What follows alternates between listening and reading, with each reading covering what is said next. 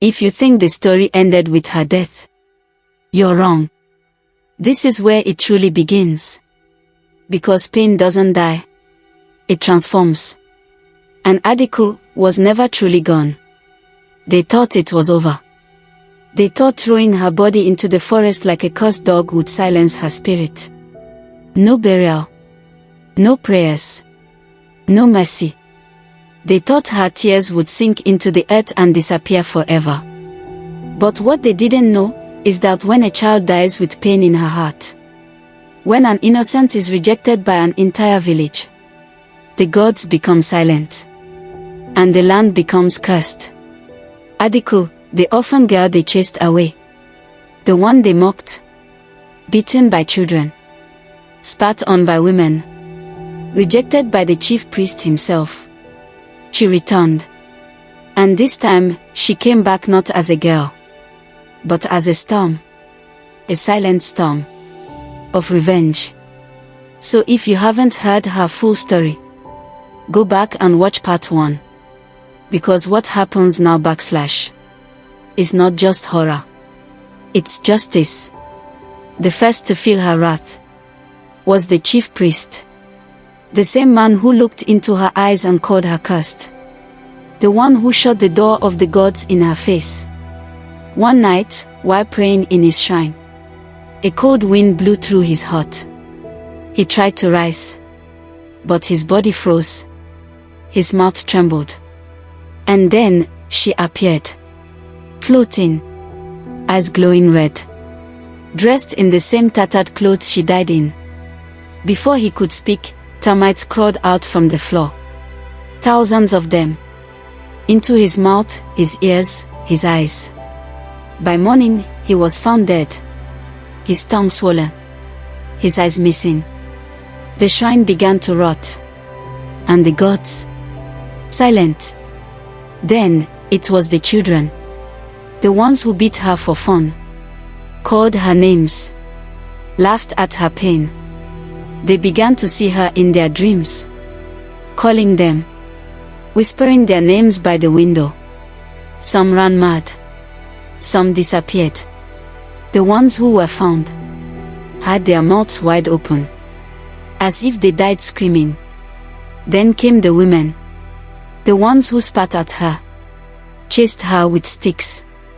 Their wombs dried up. Their children fell sick. Their pots shattered without touch. Their goats ran wild into the forest. One woman woke up without teeth. Another fetched water from the stream and went blind. The land of Umuahia turned cursed. Goats bled from the eyes. Crops turned yellow and dry. Babies died in sleep. Pregnant women lost their children. People tried to run from the village. But no matter how far they ran, they found themselves right back at the village gate. Over and over again. Adaku had sealed the land. But one person was safe. Madiya, the only girl who ever showed Adaku kindness. Her heart was full. Her skin glowed.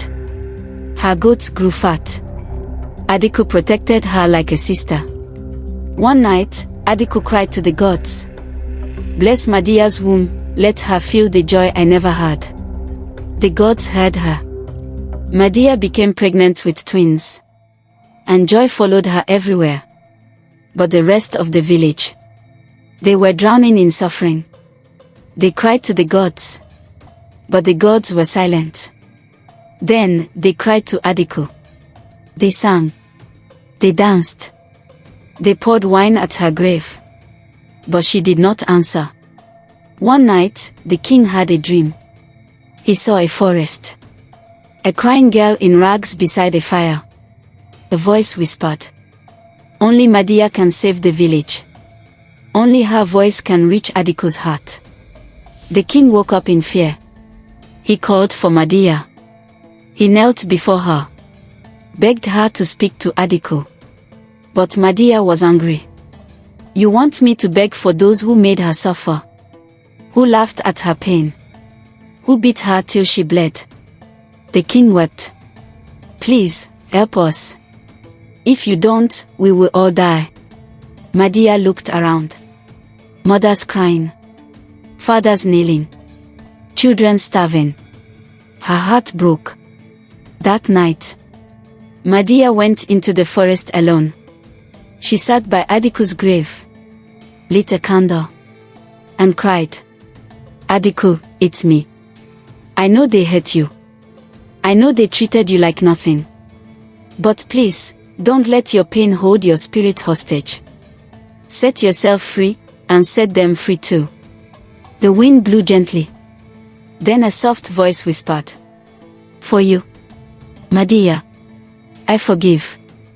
The next morning, everything changed. The skies cleared. The air smelled sweet. The animals stopped crying. Adaku's spirit was at peace. The village gave her a royal burial. 7 days of music. Drums. Wine. White clothes. Cowries. Perfumes. Dances. On the 7th day, a pure white dove flew into the sky. And for the first time in a long time, peace returned. From that day forward, Umuahia was never the same. They loved the orphans, cared for the poor, respected the disabled, honored every soul, no matter how small.